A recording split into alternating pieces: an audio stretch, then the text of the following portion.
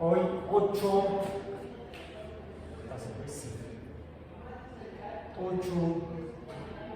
de junio del 2023 en Introducción al Pensamiento Crítico de la Licenciatura en Biología Experimental. ¿Qué abordamos la sesión pasada? ¿De qué hablamos? De la vida. Planteamos la pregunta de ¿qué es la vida? Pregunta que las personas se han planteado desde quién sabe cuándo y en diferentes lugares y tiempos, en diferentes espacios y tiempos. En esos tiempos y espacios la gente ha tratado de responderla y ha sido principalmente a través de el pensamiento mágico, que sería el más antiguo, el primigenio, es el que venimos todos como sociedad humana. Hay evidencias antropológicas que lo demuestran o que lo sugieren al menos, porque como no dejaron textos, la mayor parte de las civilizaciones antiguas que pasaban por esta etapa, pues dejaron restos antropológicos, restos arqueológicos muy primigenios, y no dejaron textos. Entonces lo que hacemos finalmente es una interpretación de lo que hallamos, una interpretación de los hallazgos. Eso me recuerda a un artículo que leí hace tiempo en una revista que publicaba, creo que por ahí sigue todavía, publicaba resúmenes o extractos de obras más extensas. Originalmente la editorial era norteamericana, se llama el Reader's Digest, como lo digerido para los lectores, o del lector, se denomina Readers, de los lectores, Digest, como selecciones para los lectores. En México se publicaba como selecciones del Reader's Digest, o sea, las selecciones de las selecciones de los lectores. Y ahí, en un artículo que leí hace mucho tiempo, narraba, era un texto ficticio, un tanto en broma, que decía que una persona que estaba participando en una carrera tipo maratón de la Ciudad de México, de repente pisa en algún lado y ¡pum!, se va y cae en algo que estaba enterrado, y entonces hace un hallazgo de lo que él supone que son antiguas sepulturas en la ciudad. Entonces llaman a los arqueólogos, a los antropólogos, hacen excavaciones y empiezan a sacar restos, y dentro de lo que encuentran, no, sí son sepulturas, son como las cámaras mortuorias donde ponían los cuerpos. Y además encontramos que a veces los sepultaban por parejas y tenían una especie como de altar, y había un cubículo especial en el que estaban ahí una corona muy rara, que tenía como dos partes, una corona como elíptica, o luego como una con forma de U, y en el templo había una especie como de, el altar había como una especie de objeto para el rito especial, era un hotel. Entonces el texto está interesante porque hace una interpretación de tipo mágico-religiosa, de hallazgos arqueológicos de los cuales no hay descripción porque no hay texto que se pueda interpretar. Lo que sí dicen que en esa especie como de corona o pieza que se pondrían cuando los sepultaban, tenía una frase que rezaba, que dicen que era la que los que llevaban a sepultar a las personas la leían para invocar el viaje al más allá. Decía esa frase en ese lugar, luego tenía aquí, las cosas de pensamiento mágico, decía que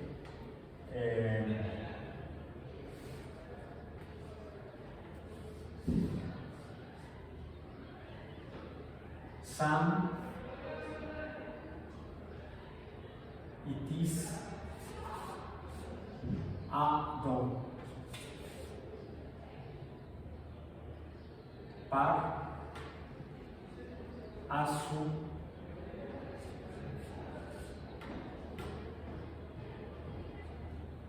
se guri da.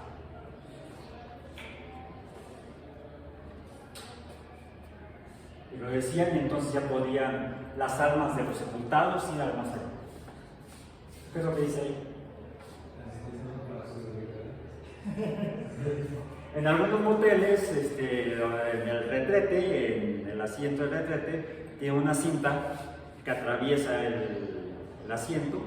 Cuando uno llega a la habitación y la acaban de limpiar, y está limpia, tiene ese retrete.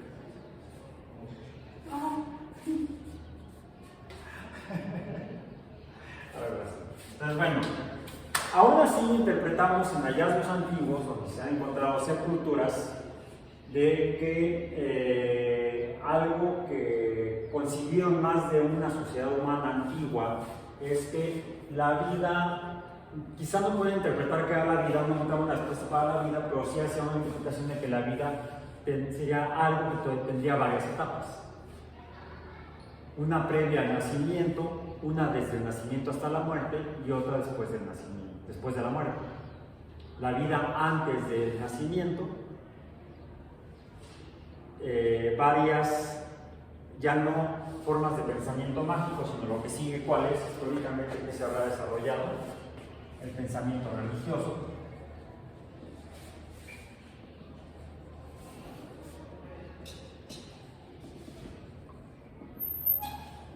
Que se parece al mágico, pero ya está,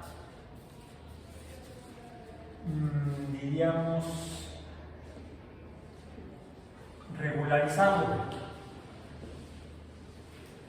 institucionalizado, es decir, ya tiene forma, ya tiene estructura definida, está institucionalizado.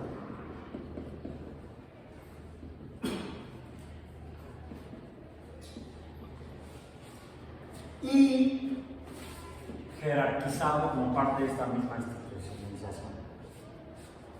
Jerarquizado.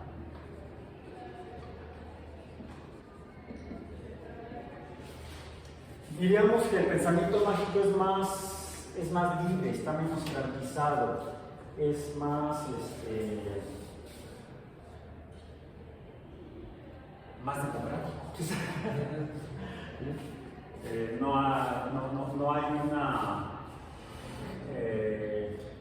No hay una institucionalización formal, aunque sí se aprende el pensamiento mágico, hay una cierta pensamiento que puede ser de tipo ya escolarizado, hay tendencias, corrientes, se aprende del maestro, de la maestra, el brujo tiene sus aprendices o la bruja tiene sus aprendices, que eso estaría dentro del pensamiento mágico. Pero ya en el pensamiento religioso ya está dentro de la estructura social, ya tiene una forma más definida, más estructurada. Fuera de esa regularización son muy parecidos. A veces, en algunos casos, es difícil distinguirlos. Mucho de este pensamiento religioso se logra institucionalizar porque se regulariza a través del registro de textos sagrados. Se establecen, de hecho, ya lo que sería la regularización implica el establecimiento de doctrinas.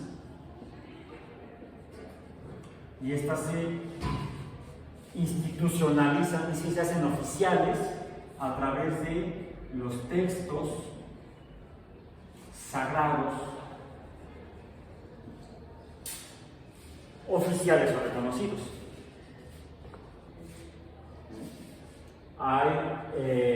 Solamente consideran ya las religiones institucionalizadas algunos textos como válidos y otros no, aunque el origen histórico y étnico pudiera ser el mismo, antropológico, pero hay ya una selección.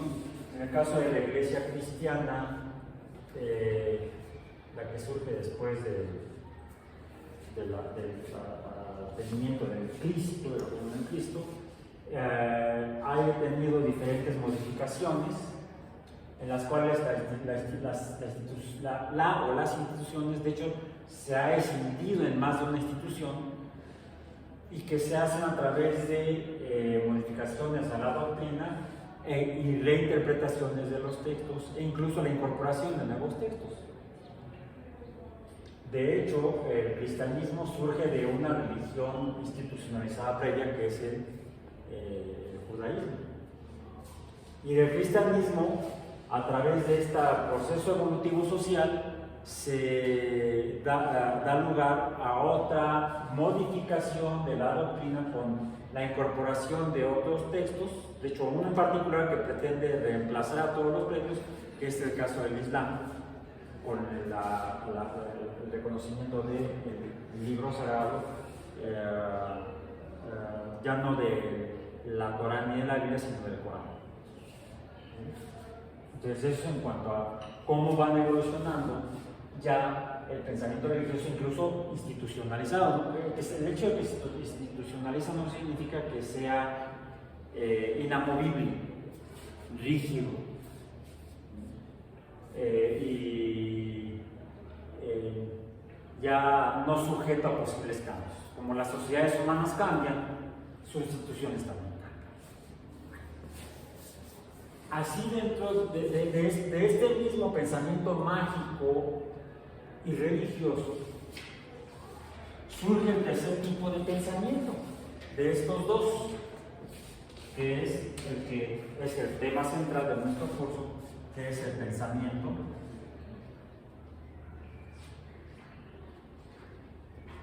científico.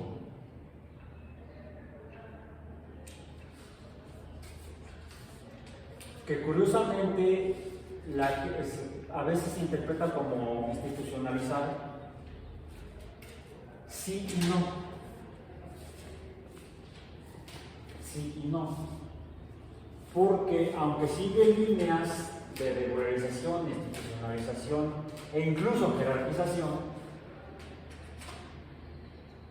a diferencia de los textos sagrados que hasta antes de los cambios más significativos o más importantes dentro de estas doctrinas, que serían los cismas o los acuerdos, puede ser por conflicto un cisma o por acuerdo en el caso de la iglesia cristiana se le llaman concilios. De ahí viene la conciliación. Pongámonos de acuerdo, discutamos pero en buen plan y poniéndonos de acuerdo, es la conciliación. Es el tomar las opiniones de los otros y llegar a conclusiones a través de acuerdos voluntarios, no por imposición o por escisión, que esos serían los cismas. Concilios en el caso de la iglesia, del pensamiento religioso cristiano, ha habido muchos desde que se establece el cristianismo a partir de una escisión desde el judaísmo, porque de hecho el cristianismo empieza como una corriente de pensamiento judaico. Y así como se plantea, como una nueva corriente dentro del judaísmo. Y es así como incluso está descrito en los mismos Hechos de los Apóstoles, en el Nuevo Testamento. Ahí va a eso. Como documento histórico es bastante interesante porque ahí va narrando cómo van cambiando cómo va evolucionando el pensamiento y la interpretación del mensaje del Mesías, del Cristo. Y cuando deciden abrirse a incorporar gente que no es de origen hebreo dentro del cuerpo del cristianismo, de lo que luego se va a llamar la iglesia cristiana, es cuando rompe completamente con el judaísmo. Cuando empiezan a aceptar a los ya no infieles, sino que toman la fe, entonces ya no son infieles, sino a los gentiles. Los primeros gentiles son principalmente personas habitantes de la región helénica, que son a los primeros lugares, algunos de los primeros lugares a los cuales los reconocidos como, al menos documentariamente, en el texto sagrado correspondiente, que son tanto lo que se desprende de los evangelios y luego los apóstoles y el montón de cartas de los que van propagando esta idea. Algunos se van a difundir su forma de pensar, su palabra, su fe hacia el norte del Mediterráneo, en la región más oriental, que sería precisamente la región de Turquía, la actual Turquía, y la actual, tenía otro nombre, se me fue el nombre, Anatolia. Se llamaba, recibía el nombre de Anatolia, no era Turquía todavía, y la región helénica, griega,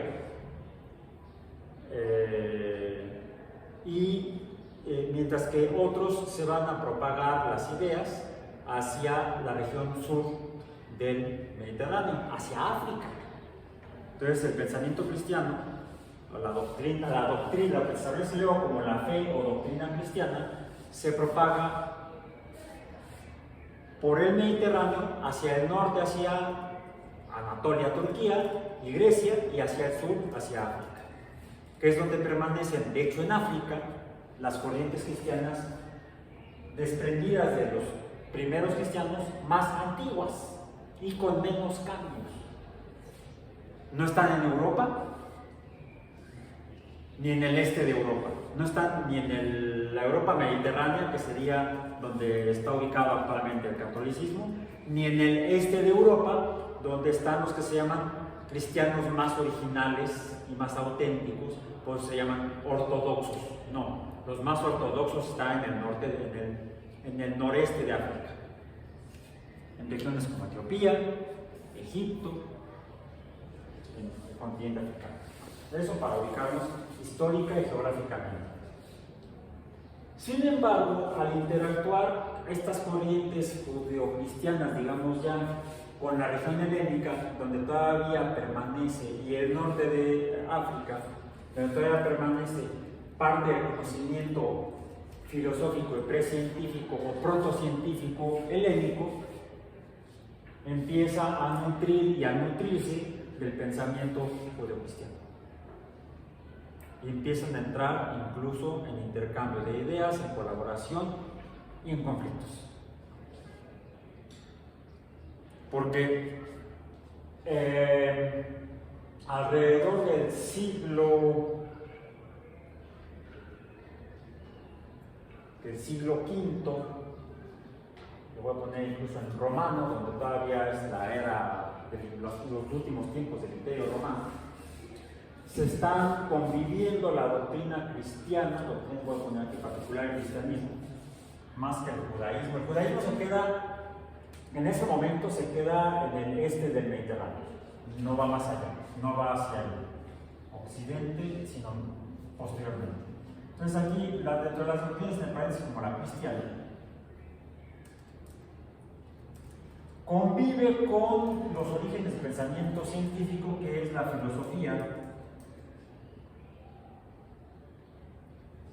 que se desprende de las enseñanzas de Platón, pero ya no es el platonismo original, sino que ha evolucionado y se le llama la filosofía neoplatónica.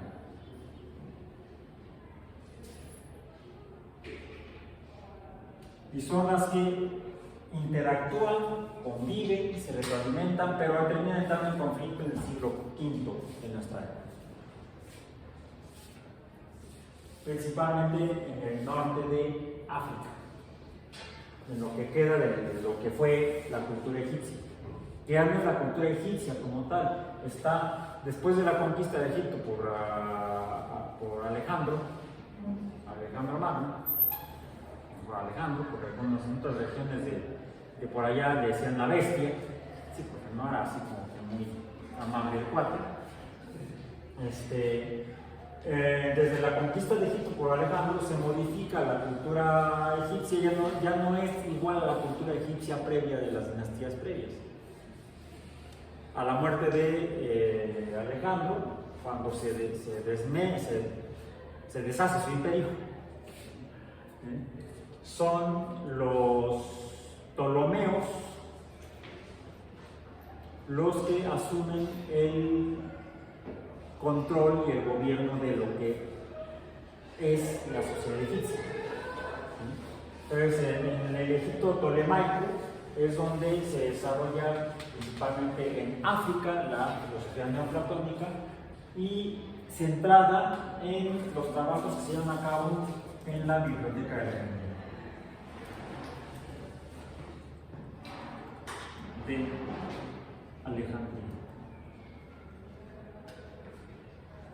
Que había sido fundada precisamente después de la conquista de Egipto por Alejandro, y continúa trabajando la Biblioteca de Alejandría como un centro cultural hasta el siglo V, patrocinada durante el reinado de los Ptolomeos en Egipto. Son los que lo mantienen. Es como el CONACYT de aquellos tiempos. Pero en el siglo V hay un conflicto muy fuerte entre el crecimiento del cristianismo y los filósofos que quieren seguir trabajando con base en el pensamiento filosófico neoplatónico, que podemos decir que es protocientífico respecto a lo que hoy en día entendemos como la ciencia. Y hay un conflicto tal en el cual que se ve rodeado de otros conflictos políticos, sociales y económicos que son consecuencia del decaimiento del Imperio Romano por múltiples factores, no es un solo factor. Hay conflictos internos, políticos, militares, hay invasiones a las fronteras norteñas del Imperio Romano en Europa, ¿sí? Hay diferentes movimientos de resistencia, hay conflictos internos entre los líderes romanos, quítate tú porque ahora voy yo, ¿sí? Y finalmente eso, junto con las crisis generadas ya por los pensamientos más profundos, de hecho nos encontramos con los sucesos que llevaron a la salud, dirían por ahí Jesús. Jesús.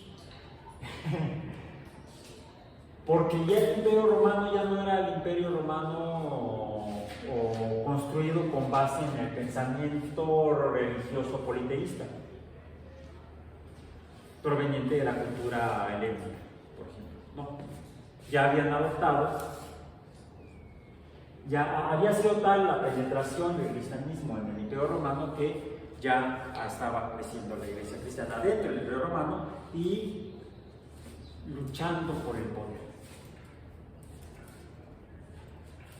Los filósofos neoplatónicos se ven inmersos en ese conflicto sociopolítico, filosófico y hasta económico, y terminan cayendo la última escuela de filosofía neoplatónica durante una revuelta que se da en la ciudad de Alejandría, en la ciudad puerto de Alejandría, que termina con en ese conflicto, pues también se van contra los filósofos. Bueno, de hecho los pocos que quedaban, quien encabezaba a la escuela neoplatónica era Hipatia, que fue la última directora de la Biblioteca de Alejandría.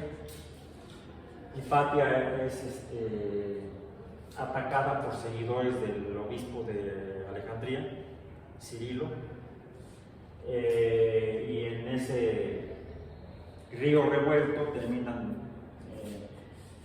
destruyendo lo que quedaba de la Biblioteca de Alejandría. Como desde que la fundó Alejandro, Egipto siguió siendo blanco de intentos de conquistas, ataques militares, revueltas internas, pues en las revueltas internas pues de repente llegan y hacen pintas, toman instalaciones,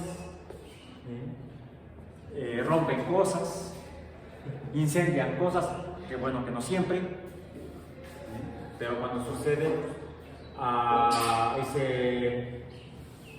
el momento de crisis llega a su fin, baja la energía a su mínimo nivel y se retoma la vida social, pues a veces se reconstruyen las instituciones que fueron afectadas por los conflictos sociales y continúan en nuevas etapas. La Biblioteca de Alejandría había sido atacada varias veces, incendiada varias veces, pero de la última, de la que no se recupera, es de la que ocurre alrededor del año 415, siglo V, en nuestra era, cuando en ese mismo ataque a la Biblioteca de Alejandría es simultáneo al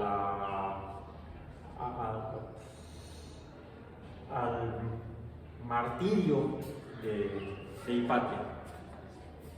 Matemática, deberíamos decirle astróloga, no astrónoma, porque la astronomía no existía como disciplina formal, ¿sí? Todavía era astrología lo que se practicaba, era matemática, astróloga, geómetra, etcétera, filósofa, y muere en el año 415. Dentro de una lucha en la cual la escuela misma neoplatónica que se ubicaba, la escuela de pensamiento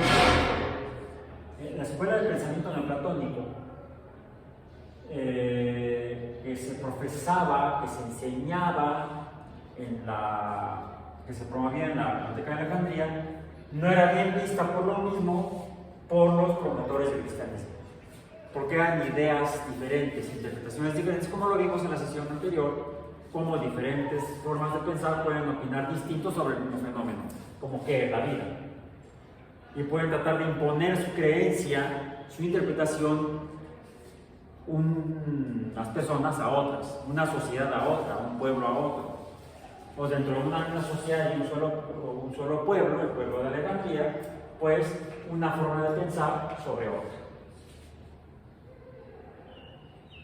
Y entonces Hipatia es asesinada y Cirilo, que era el obispo, siglos después es canonizado. Ahora es San Cirilo de Alejandría. Okay.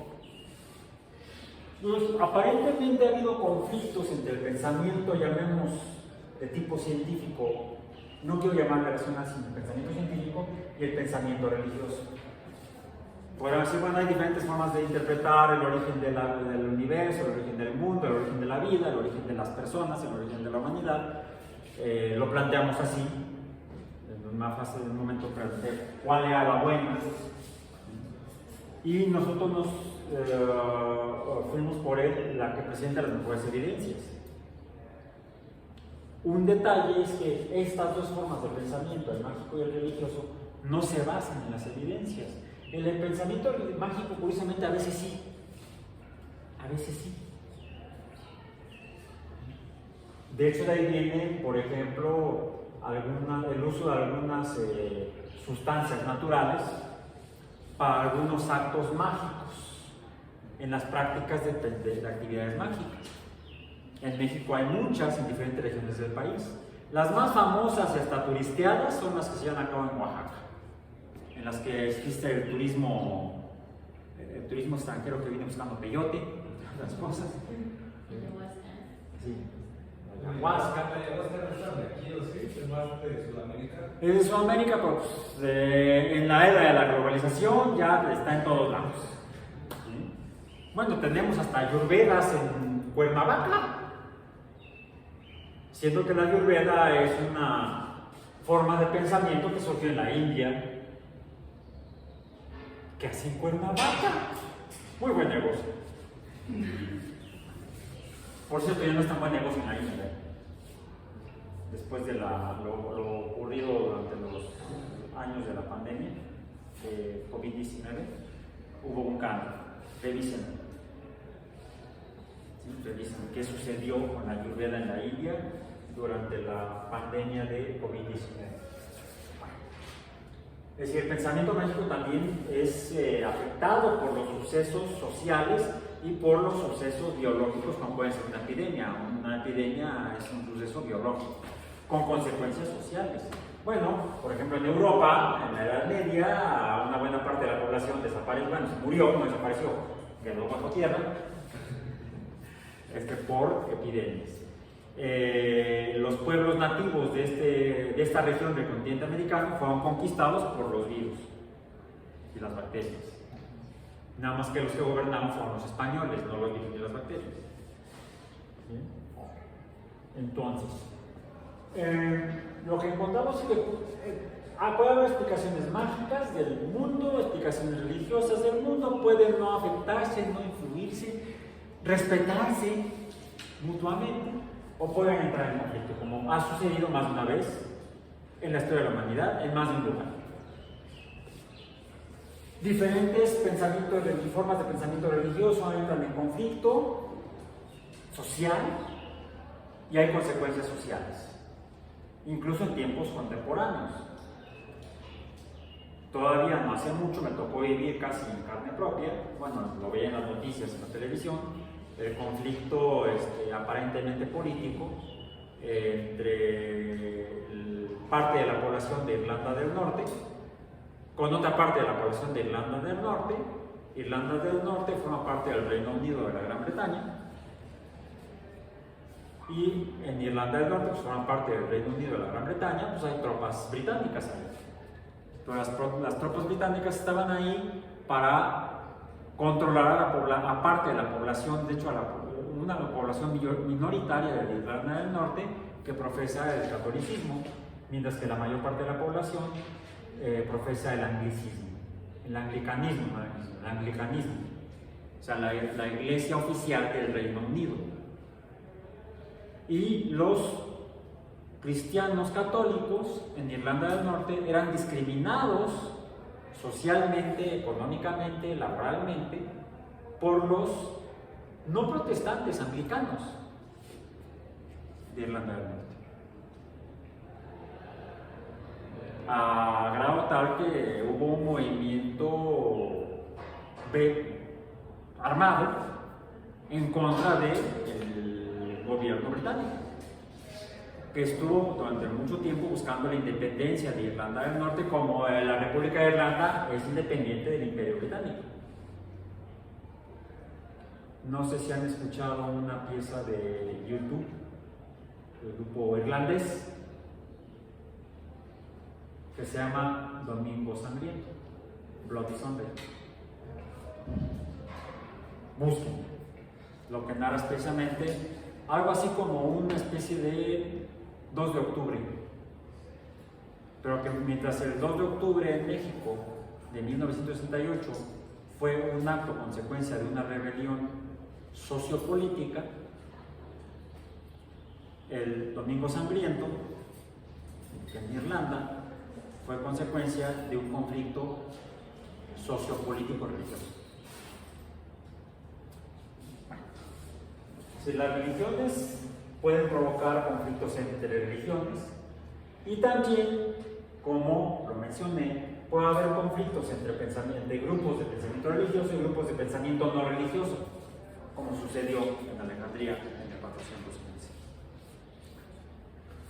Y esto lleva a la pregunta, por ejemplo, cuando se plantea la pregunta de qué es la ciencia, puede haber una opinión por el lado del pensamiento mágico, sin mayor conflicto. Puede haber una participación por parte del pensamiento religioso.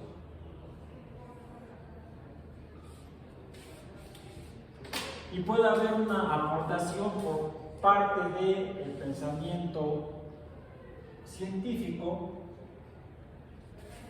Bueno, son 3 formas de ver las cosas, la misma cosa, el mismo fenómeno, sin mayor problema, pero luego aquí, entre estos dos en particular, suele haber conflictos. Eso no habrá manera de verlo de forma diferente. ¿O será porque algunos interpretan que es más, así lo ponen, desde 43, la ciencia ha entrado en conflicto y ha estado, incluso ha golpeado al pensamiento religioso, casi anulándolo. 1543, ¿qué ocurrió en 1543? Hay hasta un meme que sale ahí, lo he visto más de una vez y más de un lugar. La ciencia desde 1543 desmintiendo al pensamiento religioso o a las religiones, incluso a los dioses. En 1543 se publicó De Revolutionibus sobre las revoluciones. Autor Nicolás Copérnico.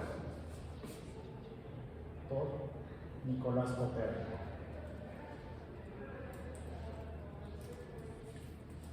Hay muchas libros. No, ya me traje otro libro. Andar cargando libros a unidad en el estado. Pesan. Ok, pues algunos los traigo en digital.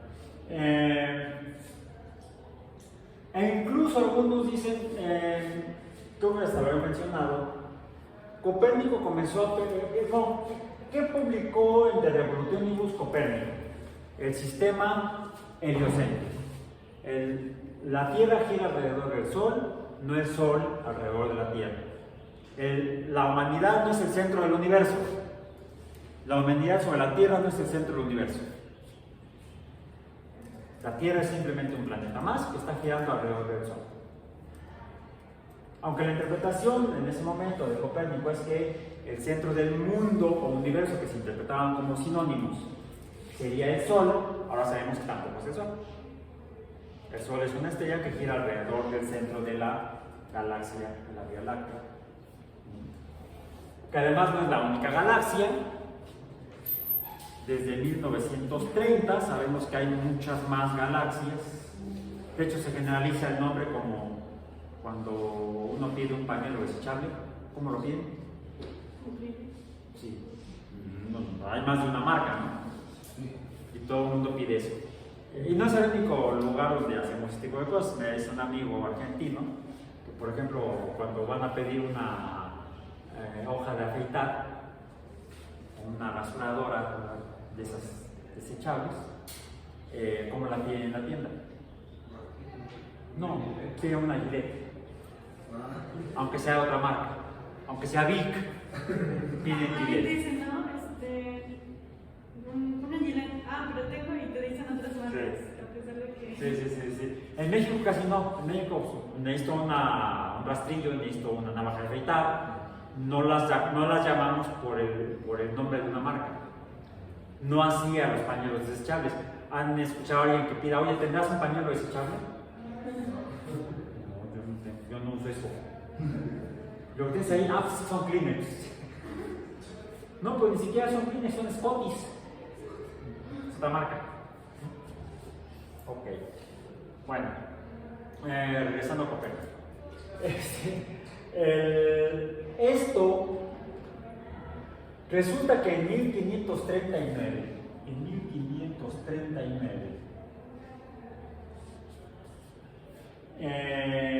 ya Copérnico estaba trabajando en esto. Por cierto, dije que los últimos que gobernaron Egipto, donde se ubica Alejandría, la ciudad de Alejandría sigue existiendo. Están los pocos restos arqueológicos de la biblioteca. Era gobernada por los Ptolomeos, la dinastía de los Ptolomeos. Hubo un matemático a principios de nuestra era, en el año 150 aproximadamente, publicó, era director también de la biblioteca de Alejandría en ese momento, uno de esos matemáticos en el año 150,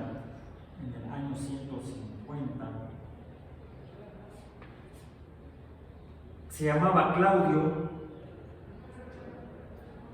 no confundir con el de los Kleenex, para nada, este era un sabio, un genio, no como el otro, el de los bienes, es una bestia. Ni siquiera como Alejandro, ahí de bestias a bestias.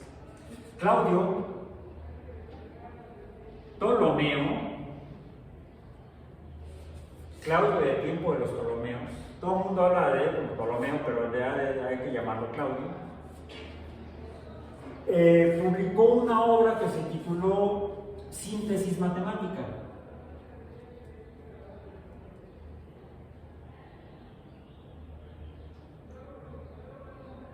En la que describe matemáticamente cómo es el sistema del mundo.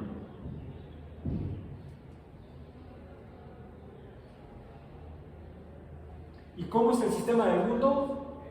Geocéntrico. O sea, el Sol, la Luna y las estrellas giran alrededor de la Tierra. Es un modelo matemático, de hecho geométrico, está descrito con geometría. Habla de ángulos, velocidades angulares, distancias de arco, de grado, segundos de arco, etc. Y con este modelo matemático crea el edificio matemático cognitivo para poder interpretar de mejor manera que los asirios el estudio de los astros, la astrología. Es la obra cumbre de la astrología en la historia de la humanidad para poder medir los movimientos de los astros con mucha precisión. Era buenísimo el modelo. Ya sabía en qué época del año iba a estar Marte en conjunción con Venus en la constelación de Toro. Entonces, funcionaba buenísimo. Describiendo que todo se mueve alrededor de la Tierra, geocéntrico. Y lo usaron los matemáticos desde entonces. Lo estudió Copérnico cuando entró a la Universidad de Cracovia en 1492. En 1492 pasan dos cosas. Copérnico entra a la universidad y un navegante genovés se topa con algunas islas y gente rara. Pero hay nuevos alimentos, descubren el tabaco, bueno, encuentran una cosa que le llaman tabaco y además hay materiales útiles, minerales, etc. Y siguen explorando más islas, se encuentran un territorio muy grande, un nuevo mundo, un nuevo continente. En 1492. Y Copérnico estaba estudiando matemáticas en la Universidad de Cracovia, estaba estudiando matemáticas y astrología. Él estudió los astros y estudió la síntesis matemática de Claudio Ptolomeo. 1492. Para el año 1500, para el cambio del siglo XV al siglo XVI, aparentemente Copérnico empieza a tener dudas porque tenía acceso a otros materiales, a otros textos de estudio de los astros, de otros autores árabes, por ejemplo, que describen que tal vez no esté efectivamente la Tierra en el centro y todo girando alrededor del Sol. Tiene acceso a un texto que ya está extraviado, ya está perdido, pero que está referido por otro filósofo, matemático e ingeniero griego, Arquímedes, que cita a este otro matemático y astrólogo griego, Aristarco de Samos. Aristarco decía que la Tierra no era el centro de los astros, sino que era el Sol. Entonces que la Tierra, junto con la Luna, se movían alrededor del Sol, pero a Aristarco no le hicieron caso. Es más, la referencia que hay en el Arenario de Arquímedes, donde Arquímedes calcula la masa de la Tierra, la dimensión terrestre, ya mencionamos, creo que el que calculó el diámetro terrestre fue Eratóstenes. Bueno, el que calculó la masa terrestre fue Arquímedes. Y para esos cálculos usó los datos de Aristarco. usó algunos cálculos de Aristarco para poder calcular la masa terrestre. Aunque da crédito a esos datos de Aristarco, no da crédito, es decir, no le cree en la parte donde dice Aristarco que la Tierra se mueve alrededor del Sol. Es más, lo critica de manera bastante acre. Arquímedes, Aristarco. Bueno, Copérnico estudia todo eso y otros textos más posteriores a los griegos, pues yo ya lo he escritos por matemáticos, astrólogos islámicos, musulmanes, árabes, por supuesto, y entonces empieza a dudar de este modelo desde el año 1500. Desde 1500, Copérnico empieza a dudar, duda del geocentrismo. Y finalmente, lo publica hasta 40 años después. De hecho, poco antes de morir. Este libro sale de la imprenta en marzo del 43 y él muere en mayo. Tenía 70 años de edad cuando muere. Cuando murió, nació en 1473, murió en 1543. Bueno, Copérnico estudió en la Universidad de Cracovia, matemáticas, astrología. Se titula como abogado de la iglesia, como canónico, y entonces trabaja como abogado de la iglesia, como administrador, como burócrata de la iglesia cristiana, en Polonia, en Cracovia, en el norte de Europa. Trabaja para la iglesia católica, ya es católica, ya es más bien la iglesia católica, ya no la cristiana que surge de aquí, ¿sí? Ya estamos, ¿cuántos? 16 siglos después, ¿no? Y trabaja en eso porque ya ven siempre influencias, el nepotismo, ¿sí? Las palancas, las relaciones. Su tío era el arzobispo de Cracovia. El tío era arzobispo de Cracovia, entonces el que le da chamba. Y no hay bronca, él trabaja en la iglesia, es más, le pagan, tiene su sueldo, su manutención por parte de la iglesia de Roma, a través de la diócesis de Cracovia, es como lo emplean, y a la par que hace trabajo administrativo, también había estudiado medicina por un se tituló, también hacía trabajos de médico, era el Milusus, le decían, yo creo. Era médico, abogado, astrólogo, matemático, crítico de teatro también. No sé si paseaba perros, eso no lo sé. Pero tuvo una vida realmente, salvo por las invasiones militares que había a los pueblos donde vivía él. Ya ven, la humanidad siempre haciendo desmadres. Fuera de esas pequeñas broncas, vivió una vida bastante sana y bastante productiva y fructífera, como burócrata de la Iglesia Católica.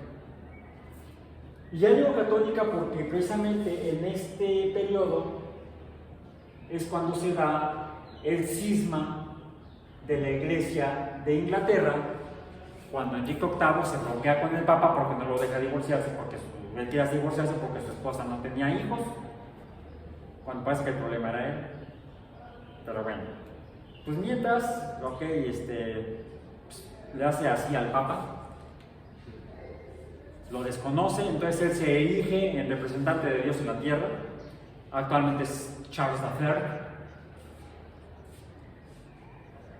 Crea una nueva iglesia cristiana, la iglesia anglicana, la iglesia de Inglaterra.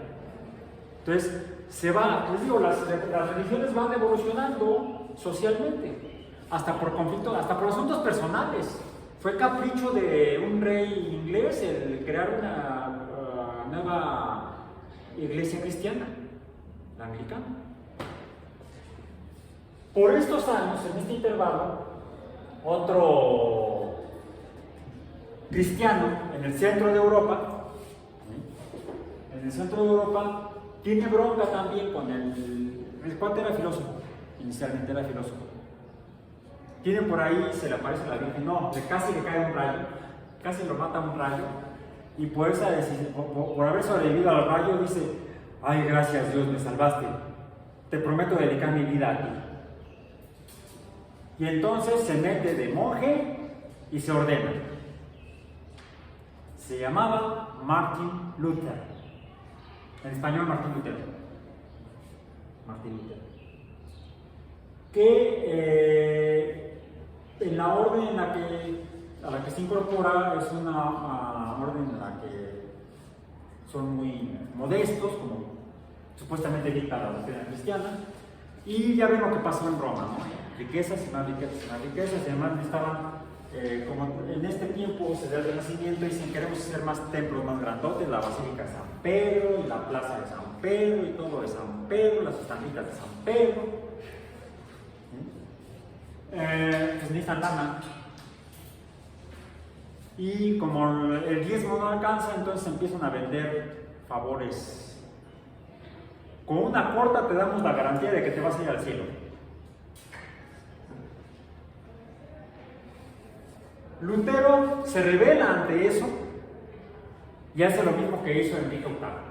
Manda al Papa al cuerno y crea la Iglesia Luterana. Martín Lutero. En el cual León, quizá por lo del rayo ese que casi lo mata, se vuelve casi un cristiano fanático. ¿Sí?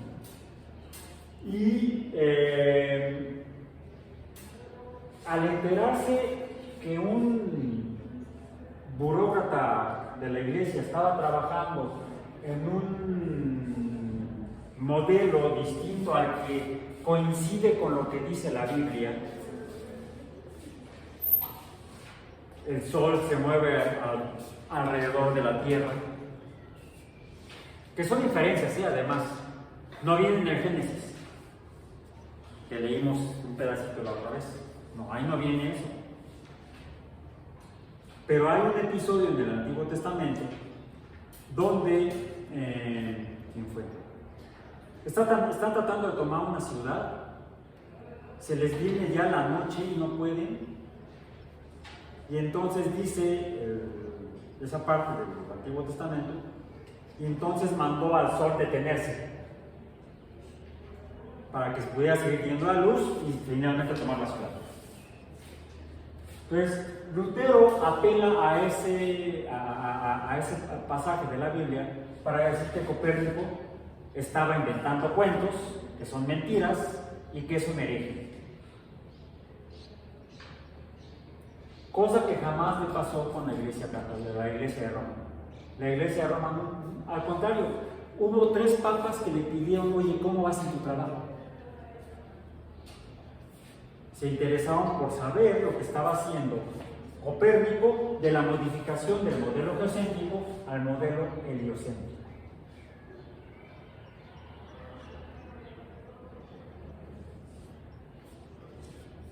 Pero sí, algunos que tomaban los textos sagrados del cristianismo muy literalmente, pues están más apegados al modelo ptolemaico de Claudio Ptolomeo, al modelo geocéntrico, que a esto, porque ¿cómo no? La Tierra no se mueve, no sentimos que se mueva, y además dijo Josué cuando estaba tratando de tomar una ciudad, dijo Josué, mandó al sol detenerse. Ergo, el sol se estaba moviendo a la Tierra. Fue la interpretación que hizo Lutero, y por eso acusó de astrólogo advenedizo, así casi aficionado, cuando era un astrólogo profesional. Bueno, no tenía el título, pero había estudiado en la universidad. Nunca se graduó ni como matemático, ni como astrólogo, ni como médico.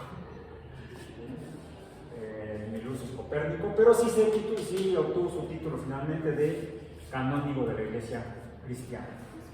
Bueno, entonces, algunos dicen que cuando se asume que es el sol el que está en el centro y que la Tierra se mueve, entonces lo que dice la Biblia es falso y entonces lo que dice la doctrina cristiana debe ser falsa. Otra vez el conflicto, otro motivo de conflicto entre la ciencia y la religión. Copérnico nunca fue criticado por la Iglesia romana, les digo, sí por Martín Lutero literalmente y personalmente. Bueno, pero es efectivamente que la ciencia y la religión están por naturaleza destinadas a estar en conflicto siempre. Algunos dicen que en 1543, con la publicación del modelo heliocéntrico entre la revolución y por Copérnico, hasta ahí llegó la religión, el pensamiento religioso, porque lo que va a imperar es el pensamiento científico. Bueno, de entrada, no muchos le creyeron a Copérnico, más que nada porque Copérnico no tenía evidencias, todo eran mediciones astronómicas, ¿sí? Observaciones indirectas. Es hasta 1609, con las observaciones astronómicas telescópicas de Galileo, cuando se obtienen las primeras evidencias que apoyan el modelo científico de Copérnico, el heliocéntrico, con el hallazgo de los satélites de Júpiter. ¿Sí? Coincide con los postulados de Copérnico. Entonces, apoya a Copérnico los hallazgos de Galileo y además lo pone por escrito en el mensajero sideral que se llama la obra Siderius Nuncius.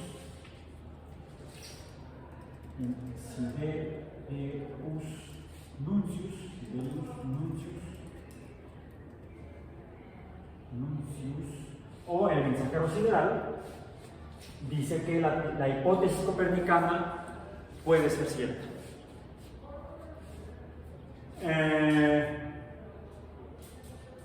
¿Y por qué entonces en 1632 Galileo es llevado a juicio por, de lo que yo verme gramaticalmente, hereje?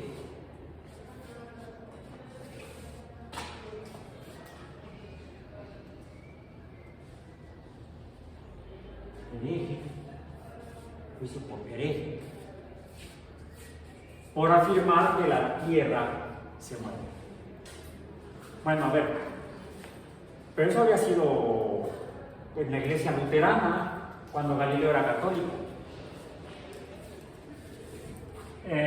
No, el detalle fue que precisamente el conflicto causado por Lutero, que provocó que muchos europeos se separaran de la iglesia de Roma y entonces dejaran de dar el diezmo, es decir, mantener económicamente la iglesia de Roma, le daban el dinero mejor a los seguidores de Lutero, y eso empezó a generar conflictos socioeconómicos en Europa, que afectaron económicamente a el principado que ahora conocemos como el Vaticano.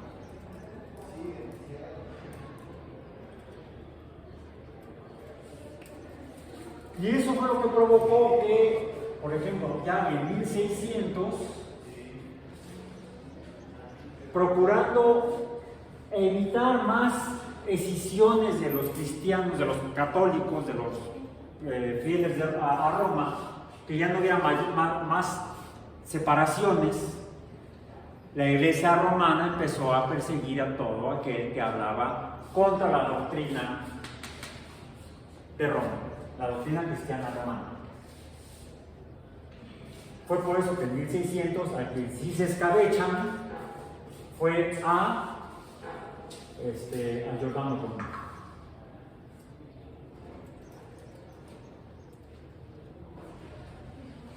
Por apoyar la hipótesis copernicana. Por eso lo pongo en rojo. Giordano Bruno, que era un religioso, Copérnico no. Copérnico nunca fue. Algunos dicen, no, es que el monje Nicolás Copérnico, no le hagan al monje, no fue monje, nunca se ordenó. Fue abogado de la iglesia, sí, pero nunca fue fraile, nunca fue sacerdote, nunca fue párroco, nunca se ordenó dentro de ninguna de las órdenes cristianas de la iglesia de Roma. Giordano Bruno sí. Pero él, después de leer De Revolutionibus, lo tomó en serio y empezó a promover el heliocentrismo, y eso le ganó el conflicto con Roma. Y por eso en el año 1600 fue quemado en la hoguera. Cuando en 1609, 9 años después de que Giordano Bruno es quemado en la hoguera, Galileo empieza a decir que, después de sus observaciones, Copérnico podría tener razón, fue llevado a juicio por hereje. Y fue hasta entonces, aquí en medio, en 1615-1616, es cuando este libro es mandado al índice de libros prohibidos.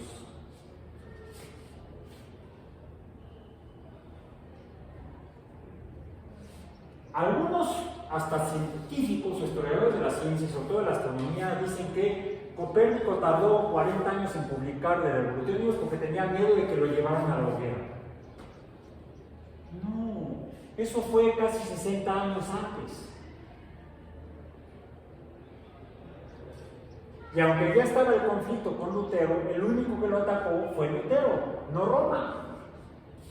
Es más, Roma usó los trabajos matemáticos de Copérnico para la publicación.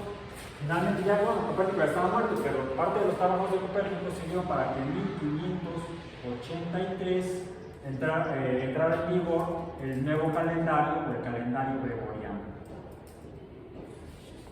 Es decir, Copérnico fue usado sus habilidades científico-matemáticas para reformar el calendario para la iglesia cristiana católica. A grado tal que cuando en 1543 el Papa Gregorio publica el nuevo calendario vigente en Europa, los luteranos no le hacen caso.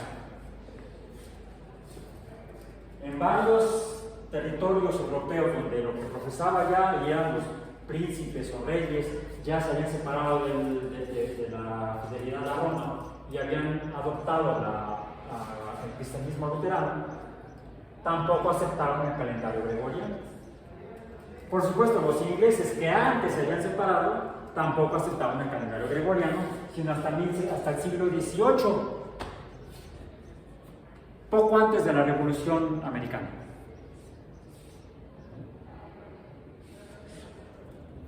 Entonces, como se dan cuenta, no siempre ha habido conflicto entre la religión y la ciencia, incluso entre el cristianismo y la ciencia.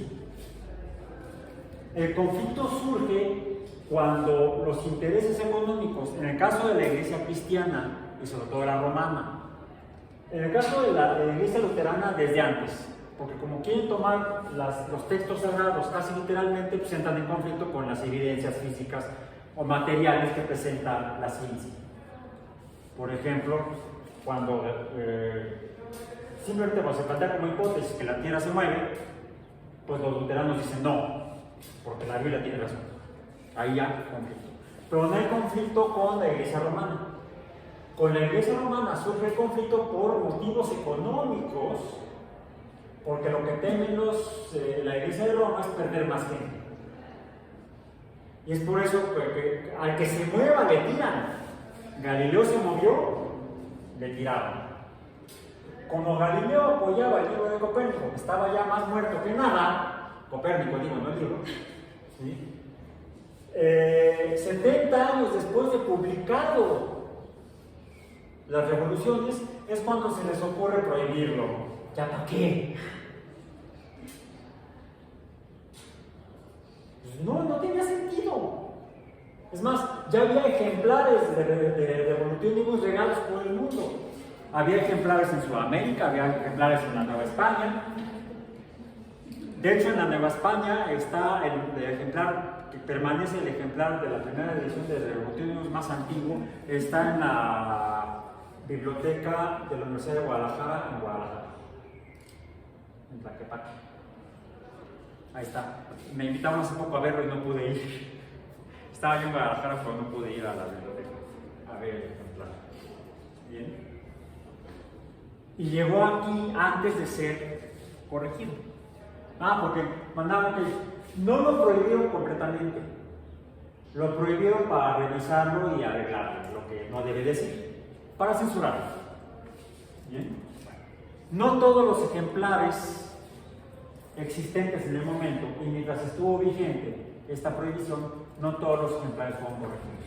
Siguieron circulando ejemplares sin modificaciones. Bueno. Entonces parece que los conflictos entre el pensamiento religioso y el pensamiento científico tienden a ser artificiales, y más bien por intereses hasta extrarreligiosos, más bien de tipo económicos. Incluso a veces sucede al revés.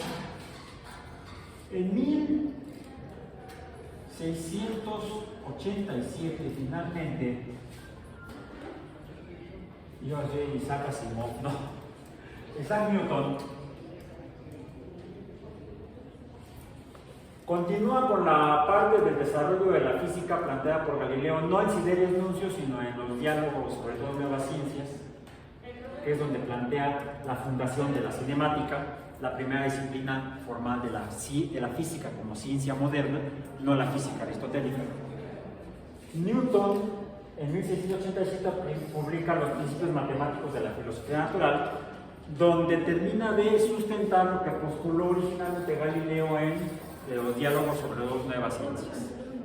Es decir, que los objetos caen igual, gravitan a la Tierra sin importar su peso, más bien su masa. Porque, otra vez yéndonos para atrás, pues Aristóteles describía que existían dos tipos de cuerpos, los pesados y los livianos.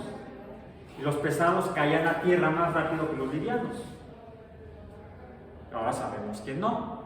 Quizá también podemos deducir o inferir que Aristóteles no hizo el experimento, Galileo sí, en su plano inclinado, con el que demostró que sin importar el peso o masa de los objetos, todos caen hacia la Tierra igual, con la misma aceleración. Quien termina de construir el edificio matemático para eso es Newton, con la publicación en los principios matemáticos de la filosofía natural, donde establece los tres principios fundamentales del movimiento físico, o las primeras leyes de la física o de la dinámica: la ley de la inercia, ley 1, la ley de las fuerzas, ley 2, la ley de la acción-reacción, ley 3, y la ley 4. Voy a permitirme leerlas en español porque originalmente las publicó en latín, no en matemático, aunque usó el cálculo que desarrolló y ahí mostró a sí mismo que está desarrollado todo su forma de pensamiento del cálculo diferencial por Newton en los principios matemáticos. Sí, es un librote. Pero a partir de ello puede entonces llegar a las tres primeras leyes del movimiento descritas por Newton. Principios matemáticos de la filosofía natural, Isaac Newton, 1686-87. Lo termina de escribir en 1686, pero sale a la venta en su librería más cercana en 1687, un año después. No sé por qué. Problemas de la distribución, ya saben, esas empresas. En fin. En el capítulo correspondiente, axiomas o leyes del movimiento, ley 1. Todo cuerpo permanece en su estado de reposo o de movimiento rectilíneo uniforme, salvo que sea impelido a cambiarlo por fuerzas que se le imponen.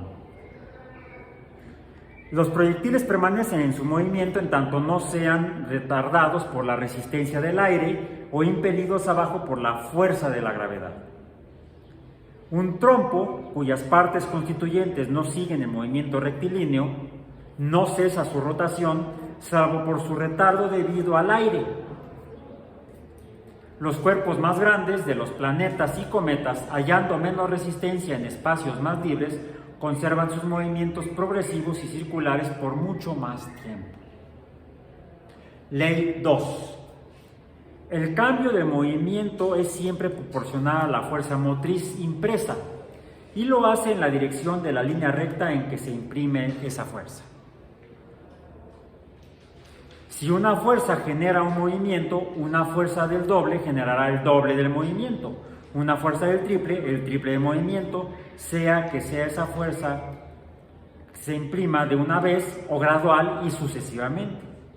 Y este movimiento, dirigido siempre del mismo modo por la fuerza generadora, si el cuerpo se moviera antes, se suma o se resta de dicho movimiento, ya sea que concuerden con o sean directamente contrarias una con la otra, u oblicuamente juntas, cuando son oblicuas, producen un nuevo movimiento compuesto por lo determinado por ambas. Ley 3. A cada acción siempre se opone una reacción igual, o las acciones mutuas de dos cuerpos entre sí son siempre iguales y dirigidas a partes opuestas. Lo que se dirige o se imprime en otro es dirigido e impreso por el otro. Si presionas una roca con tu dedo, el dedo es presionado por la roca. Más adelante, donde termina, casi al terminar el libro, los principios matemáticos de la filosofía natural, después de que describe, menciona, pone números del movimiento de los diferentes astros conocidos en su tiempo, los planetas Mercurio, Venus, la Tierra ya como planeta, Júpiter y Saturno, y los cometas que se habían registrado, puede entonces plantear lo que yo llamo la cuarta ley de Newton. La cuarta ley de Newton es esta. La fuerza que provoca la caída de los planetas hacia el Sol es proporcional al producto de las masas del Sol y del planeta correspondiente, dividida entre el radio de la órbita circular, suponiendo que esta fuera circular, el radio cuadrado.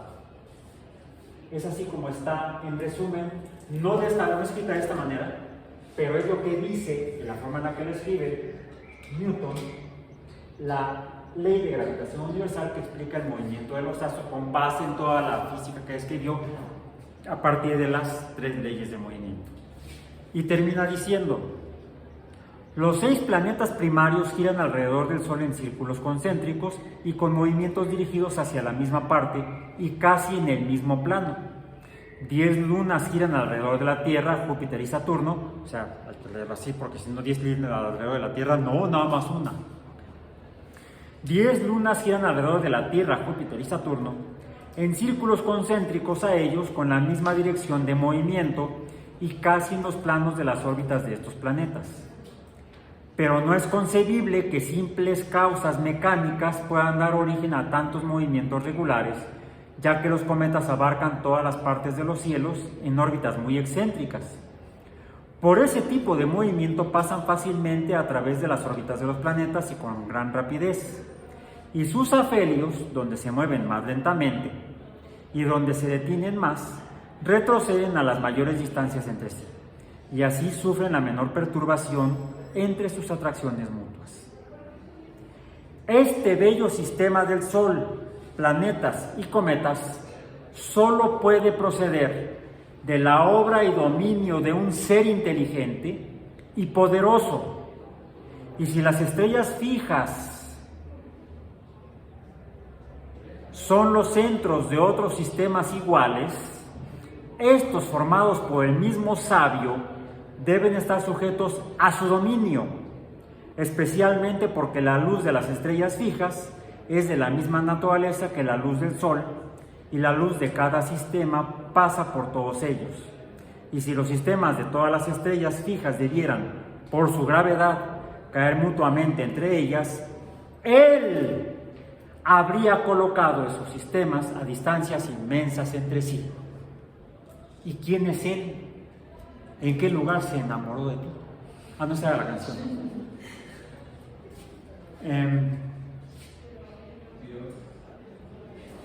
Newton, además de astrólogo, matemático y alquimista, era teólogo. Y logró armonizar en su texto ambas ideas.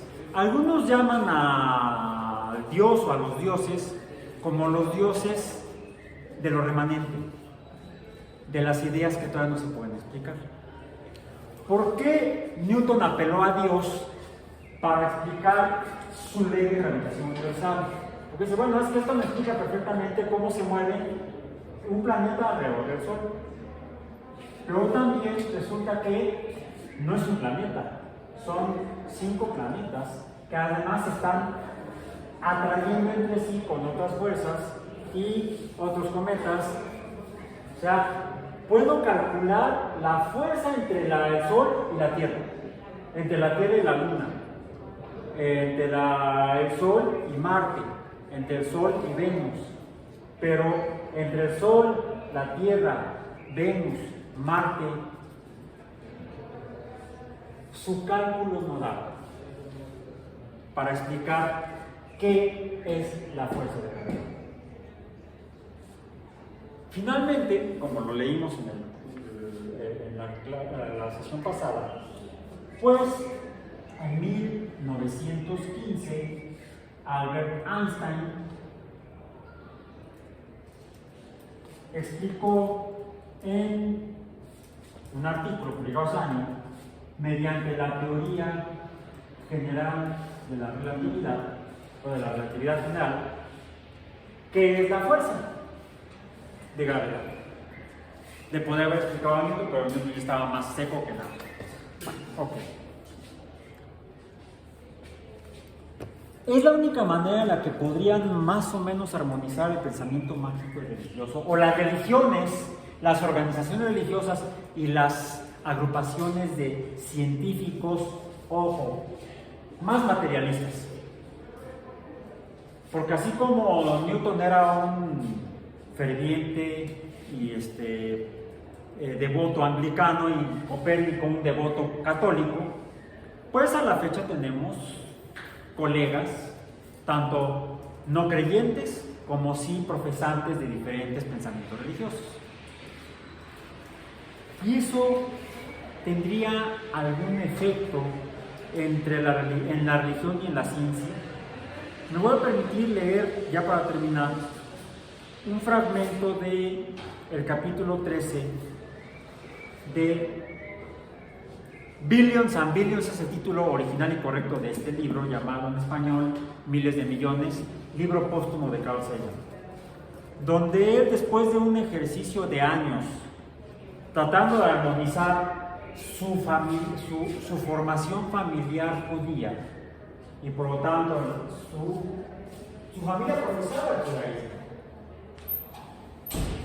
¿sí? Él celebró su bar mitzvah cuando cumplió 13 años. Y leyó la Torá y podía recitar los pasajes de la Torá. Tuvo una educación religiosa judía muy formal, digamos. No sé si estricta, pero sí formal. Pero pasó por diferentes procesos, similar a los que pasó Einstein. Por cierto, Sagan era un admirador de Einstein, no solamente porque Einstein también era de origen judío, que también a su vez Einstein tenía sus dudas y él apelaba a la interpretación del pensamiento religioso, más bien como lo opinó o lo escribió incluso un filósofo de origen judío, el filósofo Spinoza. Googleenlo por ahí. Desafortunadamente murió muy joven, pero fue un pensador de origen judío muy fructífero, que inspiró mucho a Einstein y a su vez Einstein inspiró a Sagan. En este capítulo, o en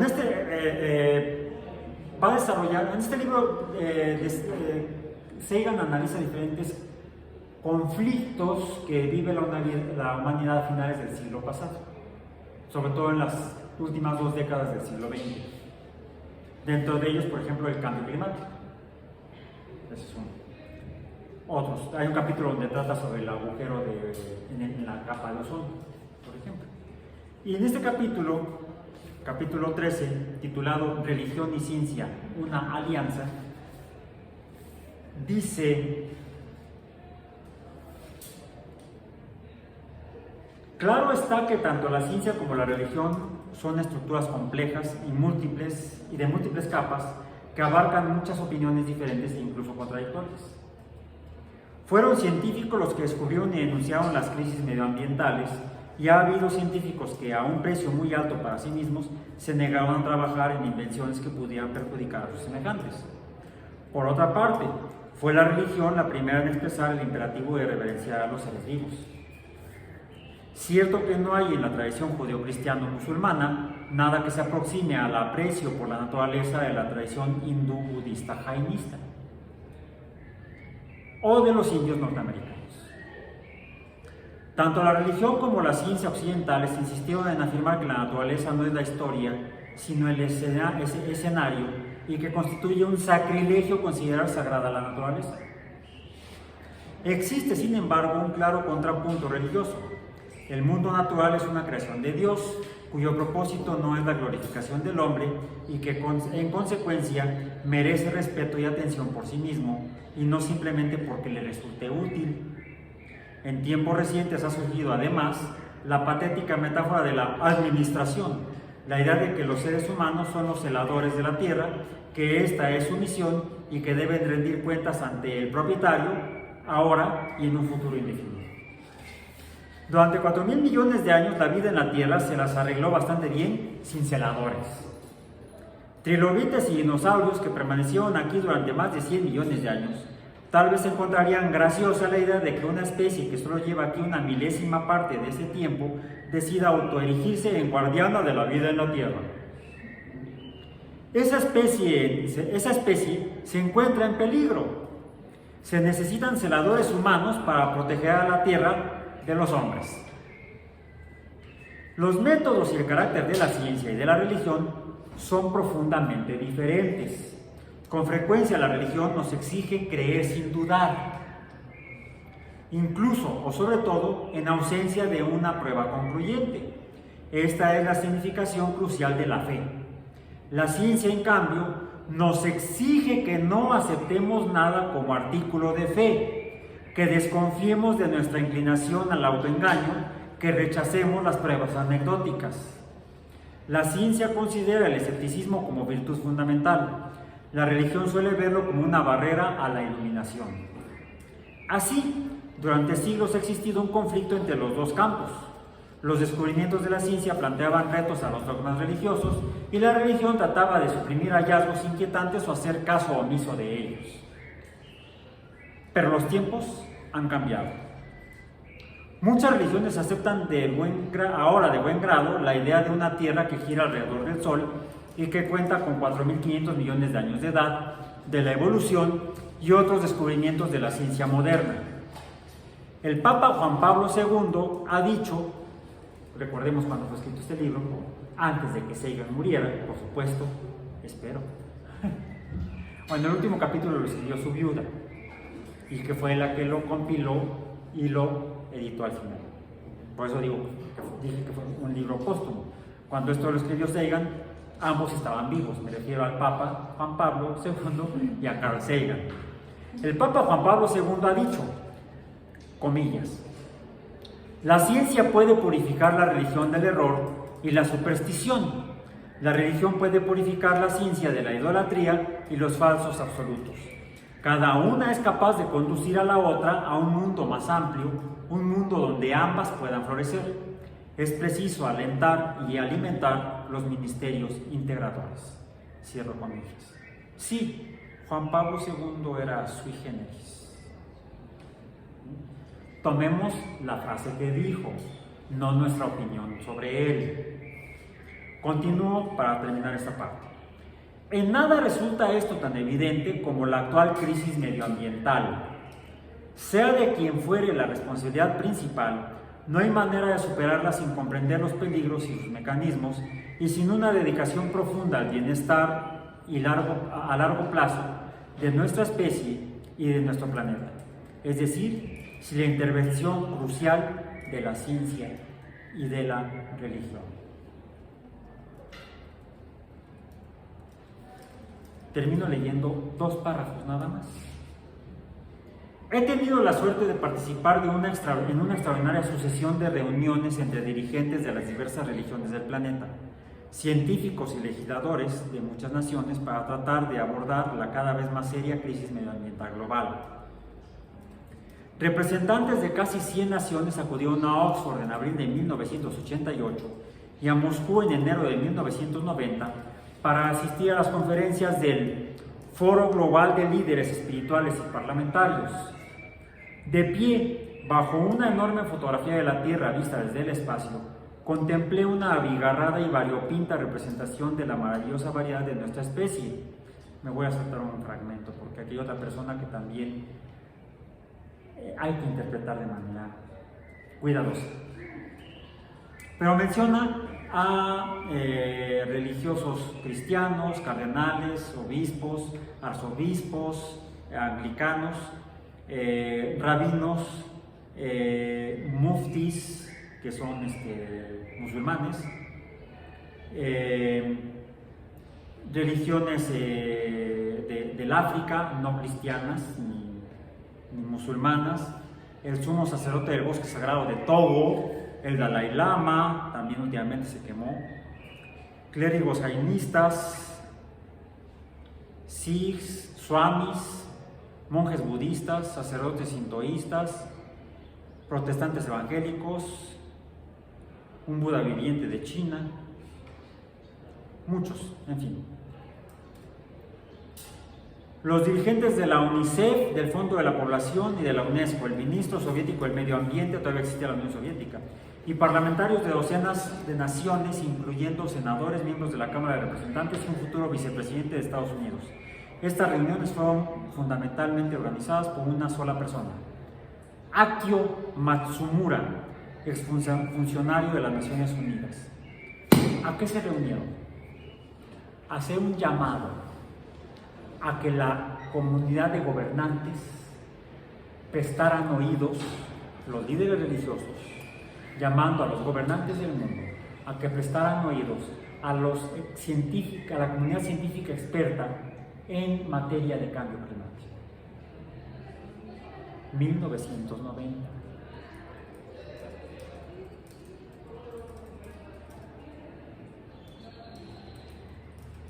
El documento está ligado en el sitio web, revísenlo por favor, y líguenlo con las últimas noticias que han salido sobre el cambio climático y la crisis que hoy en día estamos experimentando ya.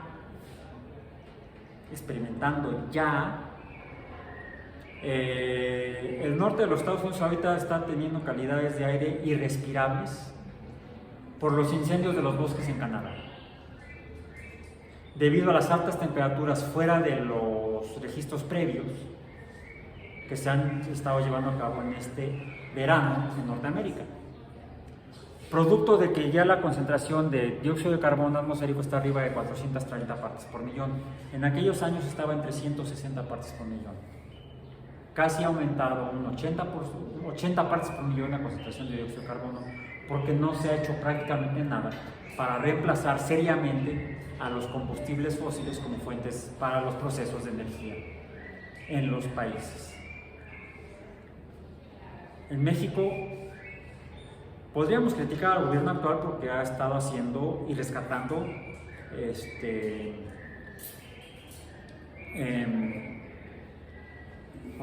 refinerías para petróleo.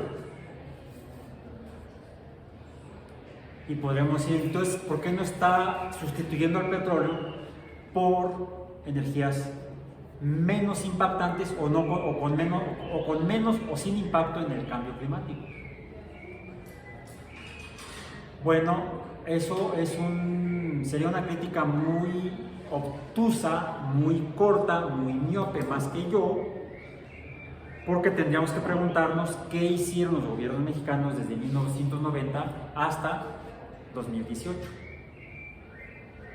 ¿Realmente implementaron tecnologías para transformación de energía a través de medios con menos impacto en el cambio, en el aumento de dióxido de carbono? ¿Redujeron el consumo de combustibles fósiles?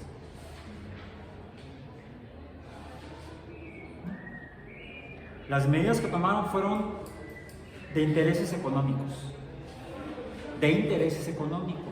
y no locales. ¿O nos han pasado nuestras regalías por las ganancias de Pemex? Porque Noruega sí. La empresa petrolera de Noruega es del Estado, es del gobierno. Y cada persona en Noruega recibe un ingreso por las ventas de la petrolera noruega. Algo así como tus regalías por la venta de nuestro petróleo nacional.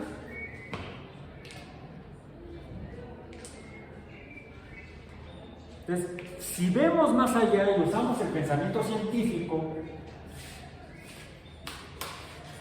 sin necesidad de dejar de rezarle al santo patrono en nuestra, ¿cómo dicen? Récele al santo de tu vocación, o de tu devoción, al santo de tu devoción. Podemos actuar un poco como Newton si queremos seguir siendo profesantes del judaísmo, del islamismo, del sintoísmo, del cualquierismo. Yo soy del snopismo. Pero tenemos que actuar racionalmente para enfrentar, mitigar y resolver las N crisis que vivimos actualmente y que estaremos viviendo en tiempos a partir de los próximos 30 segundos. Bien. Entonces, no necesariamente tienen por qué estar en conflicto. Los conflictos surgen a veces, como lo mencioné, cuando hay intereses económicos o de otro tipo. Por ejemplo, en los Estados Unidos en 2016 y en 2020, algunos pastores, yo prefiero el pastor con queso, algunos pastores evangelistas les dijeron a sus fieles que si no votaban por Trump se iban al infierno porque era el designio de Dios que Donald Trump fuera presidente de los Estados Unidos. Entonces hay formas de relacionar o dejar sin relacionar las tres formas de pensamiento mágico, religioso y científico. Yo sigo usando el pensamiento mágico cuando veo o leo una obra de ficción. Me la creo. Sí, personalmente he dejado de profesar la religión de mi familia. Y actualmente no profeso personalmente ninguna. Porque es mi forma de pensar, de interpretar el mundo. Porque yo prefiero personalmente basarme más en evidencias. Soy una persona que trata de actuar con base en evidencias. Digo trato porque no siempre lo hago, no siempre me sale, y a veces cuando lo hago resulta que la evidencia no era la apropiada y bolas, mano. Sí, vamos, el estudiar ciencia no te vacuna contra la ignorancia, tampoco te vacuna contra los errores, ni te convierte en un genio, pero sí te da herramientas para vivir mejor cuando así lo tomas seriamente. Entonces, con esa expresión de mi parte, me despido por hoy. Live long and prosper. Esto me gusta mucho, siendo pensamiento fantástico, vamos a decir. Me gusta mucho la fantasía, aunque pienso y trato de actuar con base en evidencias. Snoopy, vámonos.